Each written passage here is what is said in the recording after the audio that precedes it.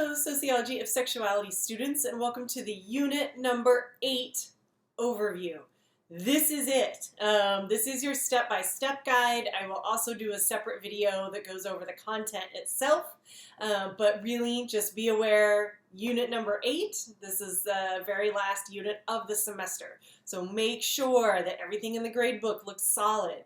Make sure that any late work that you were planning on doing, get it in. Make sure you're reaching out to me if you have any questions. You know, I know it's crunch time, and sometimes students feel weird or embarrassed about reaching out at the end of the semester, but you know, that's okay. Like, I am here. I'm not judging. I am here to help. Okay, let us go take a look at Blackboard together for the last time. As usual, landing here on our home page, you'll see that the final assessment worksheet number 3 is already listed here. If you click on it, it brings you to the task here in unit number 8. And so you can scroll down, and here we are, unit number 8, that takes us from November 29th through December 13th. Basically, this is the last, December 13th is the last day of courses before finals begin. So again, there are multiple tasks with multiple due days, but I encourage you to, ensure that you need to do unit number 8.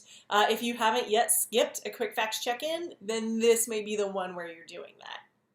So, take a look at your grade, see what you've already completed, and then figure out, do I already have 7 one-sentence summaries and 7 quick facts check-ins already completed, and, do I have, ace grades on all of them? If you got, half credit on one of them and you want to take this one to try to up your score, then feel free. This video will be here. And then, as always, going through your tasks. Task 2 takes you to your last discussion board post. Again, as I did with unit number 7, unit number 8 is asking for something slightly different, where you share the caption that the organization shared with their post. So, for example, if the Sylvia Rivera Law Project is posting around body positivity and disordered eating, right? Share that caption that they post along with their post, and then describe why you think that the Sylvia Rivera Law Project, which is an organization committed to providing legal assistance and legal aid for LGBTQ plus people of color here in New York City, why would they post about something not directly related to that, right? So applying this intersectional critical lens, right? Developing your critical skills as we wrap up the semester. Then head over to task 3, which is everything to read, watch, and hear. Now this section has a couple of really big points that I am asking you to explore at the end of the semester. So if you scroll, you'll see it's quite a bit. So section 1, focusing on bisexuality and monosexuality. You see the readings here, which are shorter reads. These are academic activist reads. I don't want it to be too heavy at the end of the semester. And then section 2 is talking about how queer people, LGBTQ people, were critical of the fight for gay marriage.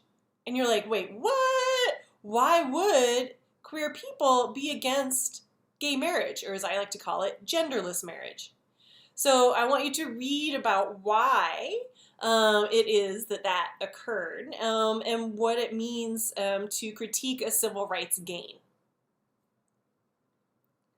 And then wrapping up, I want you to read the prologue to a book called Has the Gay Movement Failed? And then I have a couple optional reads. So if you want to go on and become a lawyer or a judge after you graduate from John Jay, these optional reads may be helpful for you. These are links to a website that does summaries of cases, so these are actually fairly helpful. Bowers v. Hardwick, 1986, this was a case where a police officer entered a home without permission, but the door was unlocked, and found 2 adult men engaged in sex.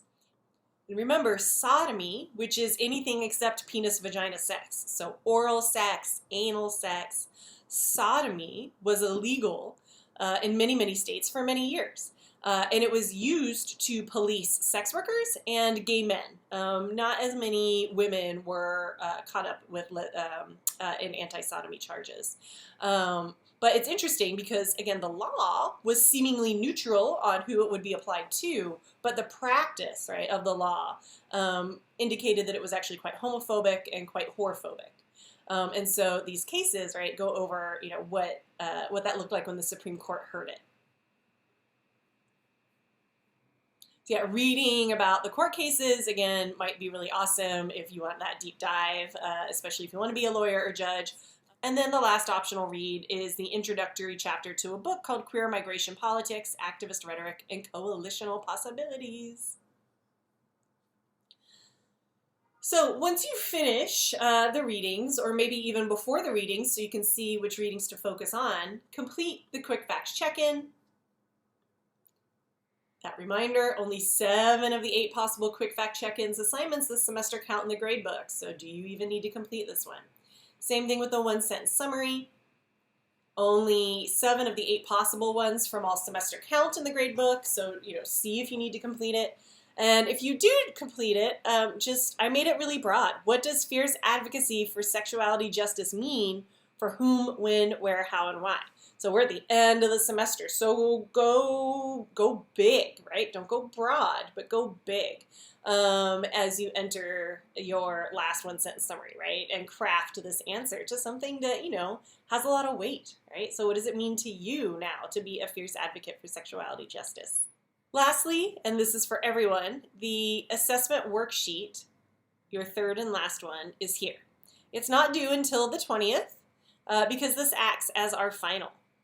You can download the directions, or you can go check it out here on the Google and Google Docs. And then if you want to use it, right, you actually have to make your own copy, right? So download it would probably be the easiest thing. Remember the assessment worksheet? It's 8 points, so it is a high points assignment. And again, it's acting as your final. So if you click on it there, it's going to bring you to the same page. I really sincerely appreciate all the effort that everyone has put in this semester. I appreciate the communications, I appreciate your thoughtful responses, and I appreciate seeing the ways that you've grown as fierce advocates for justice, as writers, as communicators.